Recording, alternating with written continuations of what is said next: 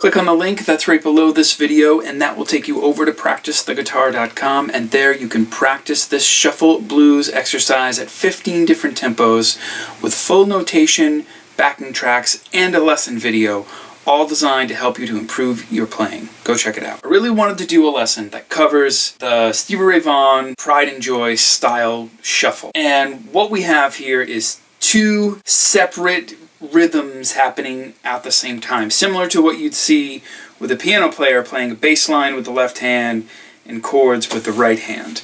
And Stevie Ray Vaughan in the song did an amazing job, obviously we all know and love this song so much, of simulating that on the guitar. And with the two parts, here's what's happened. First, there's this higher part.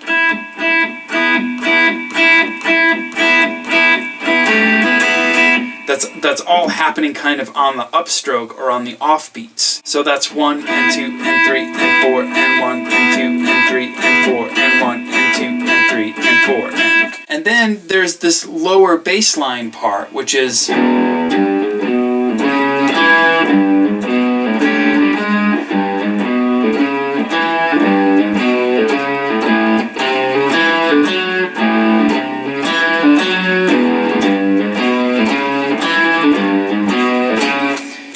so what we're trying to do is combine those two different parts into one big awesome riff. What you'd probably want to do first is just practice each section individually. Now, with the higher notes, those are going to be a little easier to practice. This is anything you'd hear in an older blues shuffle, just on the offbeats though.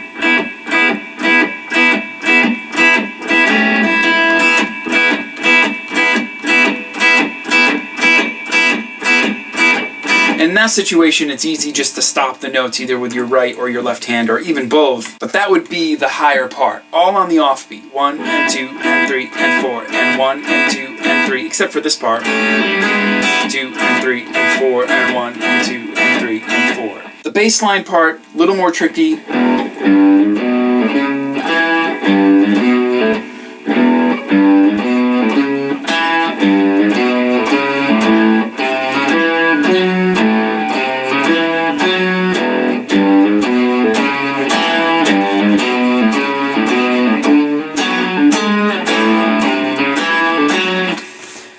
Very doable, and you can see I'm just putting those in 1, 2, and 3, and 4, and 1, and 2, and 3, and 4, and 1, and 2, and 3, and 4, and 1, and 2, and 3, and 4, and 1, and 2, and 3, and 4. There's even a little hammer-on in there from the 3rd to the 4th fret, so.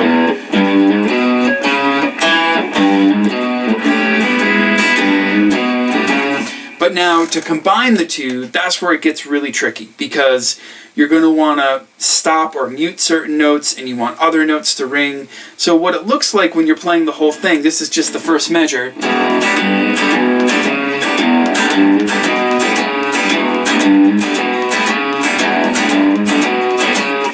is those two parts are exactly combined. And what I'm doing is I'm stopping the higher notes with the fleshy part of the first part of my first finger. So, because you don't want this through the whole thing, that's going to sound bad. But if you can stop the notes and keep them short,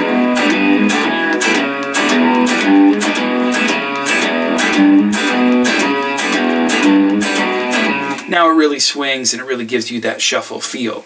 And I'm at times as well using my thumb to mute specific notes as well as all my fingers when I'm not playing certain things. But that's when you get this type thing. You can see first part of the first finger, the thumb, and then I'm fretting this E on the 2nd fret of the 4th string to get that sound. So it's not all dead strings, I'm just muting all the strings with the exception of the one that I want to ring. This is where so many popular riffs come from, in that sort of bluesy style like this. That you get that sort of percussiveness with the dead strings, but you still get the notes ringing, which just sounds awesome. Luckily, my very first guitar teacher showed me how to do this stuff early on, so I was able to utilize this right from an early age. It's a super useful technique used in many styles of music, not just in this shuffle blues type thing, and it's a worthwhile endeavor to get this down between the right and the left hand. If you click the link right below, that will take you over to practicetheguitar.com, and there you can practice this exercise at 15 different tempos. We got all the notation, the tablature, as well as a full lesson video, and there's also backing tracks to practice along with, as well as the videos to practice along with, all at the 15 different tempos. So you can start really slow and gradually make it faster and faster as you go. So again, this whole thing starting from the beginning.